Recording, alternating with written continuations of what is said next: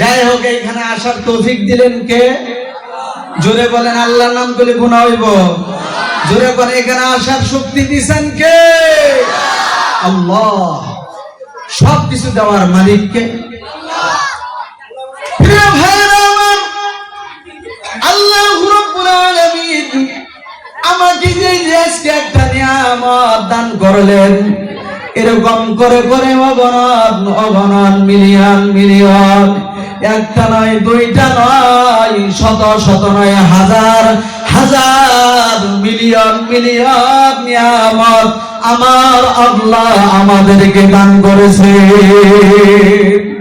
আল্লাহ রাব্বুল আলামিন শুধু বলেন, বান্দা বান্দিরা আমার নিয়ামত পাওয়ার পর, আমার নিয়ামত খাওয়ার পর আমার শুকর যদি তোমরা আদায় করো, আল্লাহ রাব্বুল আলামিন ঘোষণা করলেন, আমি আল্লাহ ওই বান্দা বান্দির জীবনের মধ্যে নিয়ামতগুলোর দ্বিগুণে বাড়ায় দেব। জোরে কোন সুবহানাল্লাহ।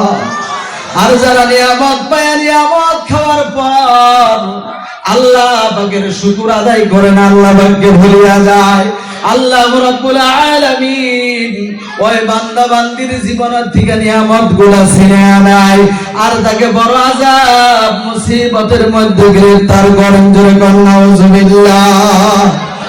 বন্ধুগণ, ভাইজানেরা আমার, যে আল্লাহ রাব্বুল আলামিন আমাদেরকে এত মায়া করেন, এত মায়া করেন, মায়া করার কারণে আল্লাহ রাব্বুল আলামিন অগণন অগণন নিয়ামত দান করলেন। দিন দিলেন, রাত্রের অন্ধকার দিলেন, পানি দিলেন, সূর্যের প্রহর দিলেন, অক্সিজেন গ্যাস দিলেন, শরীরের সমস্ত অঙ্গ প্রত্যঙ্গ, চোখ, কান, ফেফড়া, লিভার, কিডনি, সব কিছু আল্লাহ রাব্বুল আলামিন বিনা চাওয়ায় আমাদেরকে দান করেছেন। সেই মহান মাবুদের শুকর আদায় করি। সকালে জবান খুলে উচ্চ আওয়াজে একবার বলি আলহামদুলিল্লাহ। হয় নাই? জোরে কোন আলহামদুলিল্লাহ।